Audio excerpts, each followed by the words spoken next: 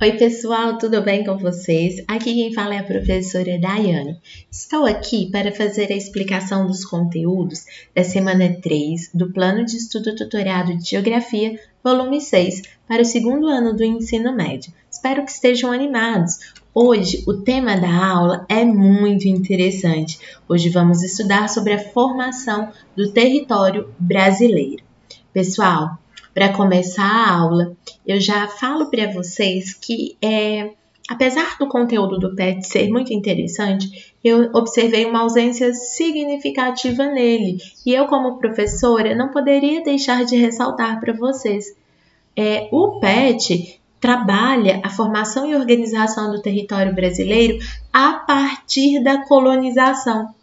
E eu acredito que esse é um equívoco, ou melhor, que esse é um problema que a gente deve superar.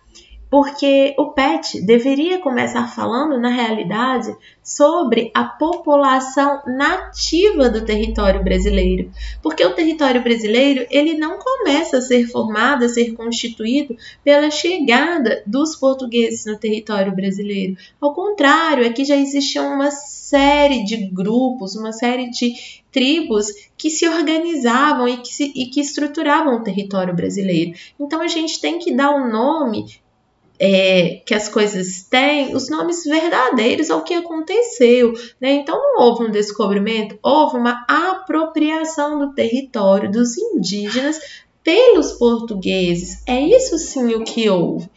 Para mostrar isso para vocês, eu vou trazer aqui dois mapas que não estão no PET, mas que eu complementei na minha aula, especialmente para vocês.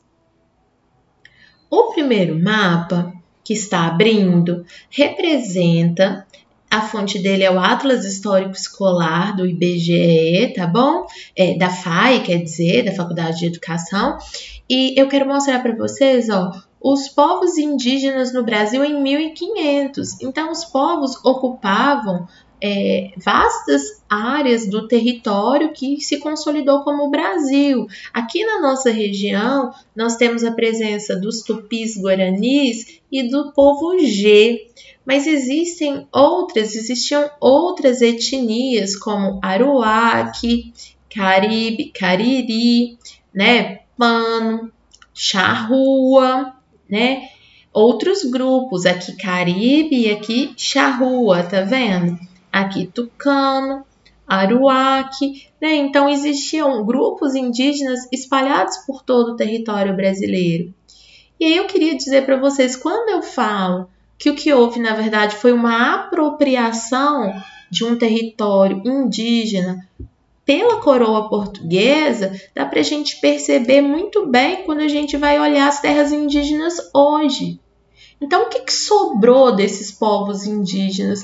Olha, gente, o que sobrou são essas manchas, né? Esses pedacinhos aqui em verde, observem, e que principalmente estão aqui na região norte do país e no centro-oeste. Então, a comparação desses dois mapas, do Brasil em 1500 e do Brasil atualmente, mostra que esses povos indígenas que eram, na verdade, os verdadeiros donos do território, foram mortos, perseguidos, foram escravizados.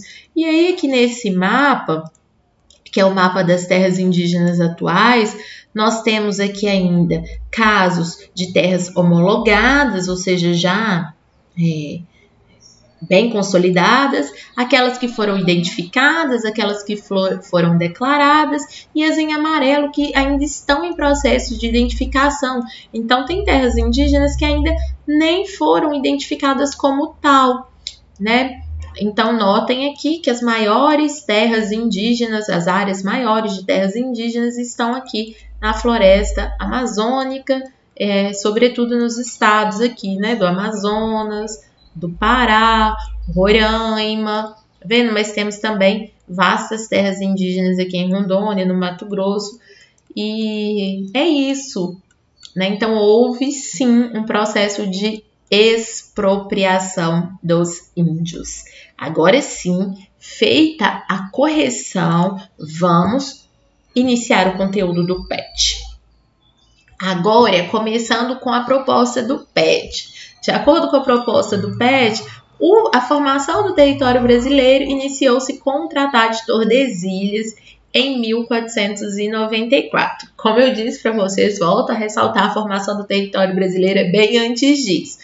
Mas do ponto de vista da colonização, a formação começou com esse Tratado de Tordesilhas. O que era o Tratado de Tordesilhas? Era um acordo que tinha o objetivo de evitar conflitos entre Espanha e Portugal. Por que Espanha e por que Portugal? Porque Espanha e Portugal eram os países que estavam assumindo ali o papel de colonizadores da América do Sul. Então, o Tratado de Tordesilhas ou Meridiano de Tordesilhas, observem o gráfico, o mapa aqui, ele estabelecia que as terras a leste da América eram terras pertencentes a Portugal e as terras aqui a oeste, as terras aqui ressaltadas no PET de verde, seriam as terras pertencentes à Espanha. Então, esse era o objetivo do Tratado de Tordesilhas. Em relação aos portugueses, as primeiras áreas ocupadas pelos portugueses foram as áreas litorâneas, em especial essa área aqui, o litoral do Nordeste. Bom, importante ressaltar isso. Então, a gente vai colocar aqui, primeira região a ser povoada pelos portugueses foi o litoral, especialmente o nordestino. Outra informação importante que foi a divisão em capitanias hereditárias.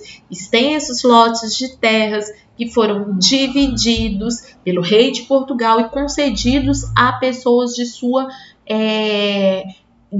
confiança, que seriam responsáveis por garantir a segurança, por administrar, por fazer a capitania prosperar economicamente. Essas pessoas que recebiam as capitanias eram os donatários. Eram chamados de donatários. Importante ressaltar que o Tratado de Tordesilhas de 1494 perdeu sua validade no ano de 1580 e continuou com a validade perdida até 1640. Por quê, Daiane? Porque nesse período, de 1580 a 1640, houve a União Ibérica, ou seja, houve a união dos dois reinos, de Portugal e de Espanha. Foi nesse contexto que colonos portugueses marcharam para o interior, ou seja, os colonos portugueses, sobretudo pessoas saindo aqui da capitania de São Paulo, foram adentrando para o interior. Essas pessoas que iam adentrando para o interior eram chamados de bandeirantes, sendo que os bandeirantes desenvolveram atividades econômicas importantes, como a pecuária e a extração de minerais e de terras, que até então, lembrando, eram terras espanholas, de acordo com o Tratado de Tordesilhas. Mas a União Ibérica não durou a vida inteira. A União Ibérica teve um fim estabelecido. E aí, com esse fim, a monarquia de Portugal e a monarquia da Espanha se restabeleceram como monarquias individuais. Mas aí surge uma série de entraves. Por quê? Porque os portugueses já haviam se expandido para o sul e fundaram a colônia de Sacramento em 1680, tá? E aí houve uma contra-resposta dos espanhóis que criaram os 7 povos das missões. Então, houve uma série de embates devido ao fim da União Ibérica. Entre 1700 e 1713, houve a Guerra de Sucessão, e houve, portanto, uma disputa entre as potências para escolher o próximo soberano espanhol. Nesse contexto, foi assinado o Tratado de Utrecht. O que esse Tratado de Utrecht estabelecia? Ele estabelecia as fronteiras entre o Brasil e a Guiana Francesa. Nesse contexto, o Amapá, que era disputado entre França e Portugal, foi reconhecido como pertencente a Portugal. E a colônia do Sacramento foi entregue à Espanha. Já a área ocupada pelos 7 povos das missões foi cedida a Portugal. Então, notem que o fim da União Ibérica trouxe uma série de entraves que tiveram que ser resolvidos ao longo do tempo. Em 1750, as tensões entre Portugal e Espanha estavam cada vez maiores. A tensão principal em 1750 era pela região do Prata. Então, houveram uma série de negociações no século XVIII, em 1750, e a partir dessas negociações surgiu o Tratado de Madrid. Agora, eu gostaria que vocês prestassem muita atenção. O Tratado de Madrid tinha um objetivo. O objetivo dele era substituir o Tratado de Tordesilhas e, assim, estabelecer novas fronteiras entre Portugal e Espanha na América.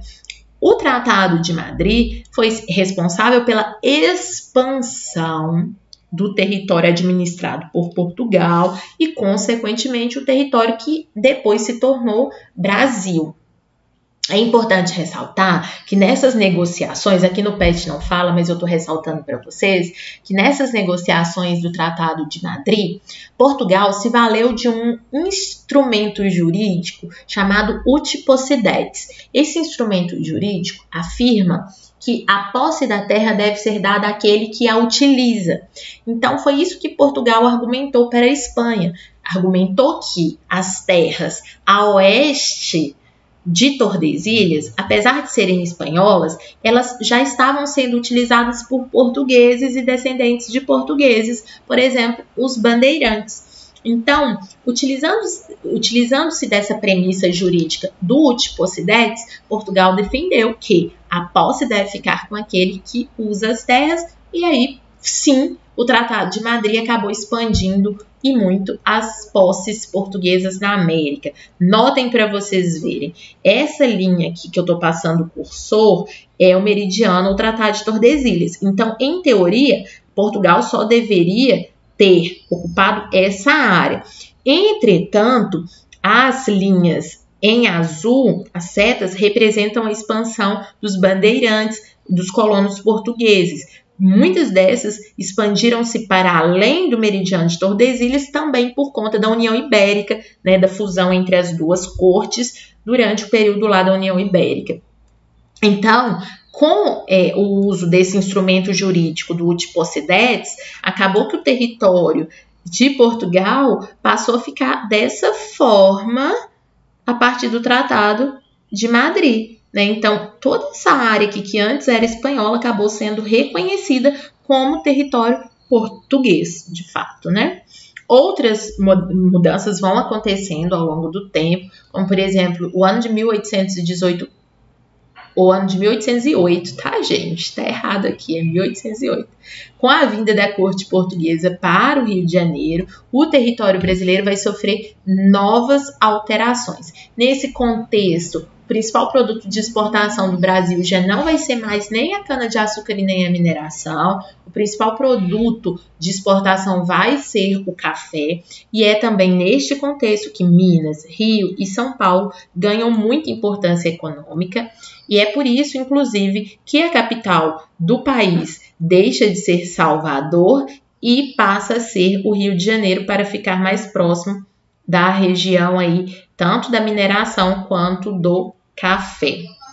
Outra questão importante, a parte oriental do Uruguai vai ser incorporada ao Brasil, sendo incorporada com o nome de província da Cisplatina, e a parte da Guiana Francesa vai ser ocupada por militares.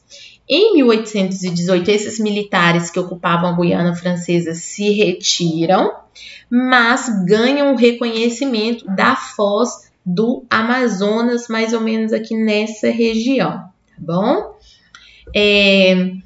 As províncias do Rio da Prata passaram a alegar que a Cisplatina pertencia a eles. E aí tem início a Guerra da Cisplatina, que vai durar de 1825 a 1828. Qual foi a solução para a Guerra de Cisplatina? A solução foi criar um estado independente, que foi o Uruguai. Então, o Brasil acabou perdendo parte aí do seu território, que se tornou um estado independente, se tornou, portanto, o Uruguai. Mas, apesar de perder esse território ao sul, o Brasil vai registrar a criação de outras províncias, como a de Alagoas, em 1817, a de Sergipe, em 1820, a do Amazonas, em 1850 e a do Paraná, em 1853. Um outro fato importante na história do território brasileiro foi a Guerra do Paraguai, que foi um conflito que se estendeu de 1864 a 1870 e que colocou lá o Brasil, a Argentina e o Uruguai juntos contra o Paraguai. Foi resultado de choque de interesses, tanto políticos e econômicos, durante esse período aí da década de 1860. Nessa guerra, quem saiu aí perdendo foi o Paraguai, que teve sua economia arrasada e perdeu muitos territórios. Por exemplo, para o Brasil, o Paraguai perdeu 90 mil quilômetros quadrados. Cidades como Ponta Porã, Dourados, Naviraí, Pato Branco, Francisco Beltrão, São Miguel do Oeste eram todas pertencentes ao Paraguai e hoje são territórios brasileiros, fruto então dessa Guerra do Paraguai, ok? Em 1889, no dia 15, vocês sabem que 15 de novembro de 1889 foi proclamada a República.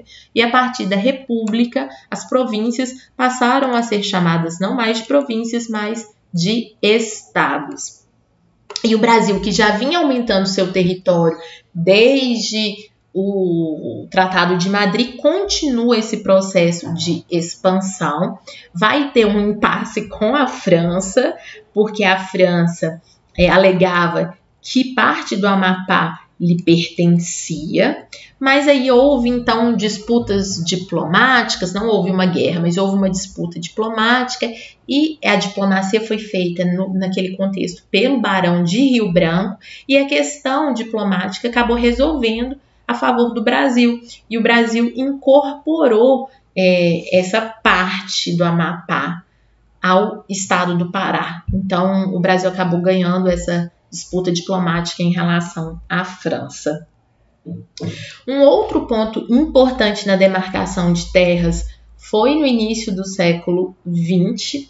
O confronto aconteceu com a origem da Revolução Acreana, então tem a ver com a incorporação do Acre ao território brasileiro. Então as terras do Acre aqui não eram terras brasileiras, mas acabaram sendo incorporadas pelo Brasil através de um tratado, o Tratado de Petrópolis. Então registrem aí, o Tratado de Petrópolis incorporou as terras do Acre ao Brasil. Como? Através da compra. Então, o estado do Acre foi comprado. Ele pertencia à Bolívia e foi comprado pelo território brasileiro. Houve uma longa negociação. A Bolívia tinha o apoio dos Estados Unidos, mas mesmo assim o Brasil acabou saindo vitorioso e comprou o Acre e anexou esse território ao Brasil. O preço pago está aqui no PET, foi de 2,5 milhões de libras e, além disso, o Brasil também se comprometeu a construir uma estrada de ferro que ligava os dois países, a estrada de ferro Madeira-Mamoré. Ao longo do século XX, houve uma reorganização territorial do Brasil e surgiram novos estados, como, por exemplo, o do Guaporé, Mato Grosso do Sul, Tocantins. E por que foram surgindo esses estados? Eram formas, de organizar melhor o território, melhorar a administração local, muito em virtude do crescimento da população. Esse território de Guaporé, que foi formado em 1943, ele passou a ser o estado de Rondônia, tá bom?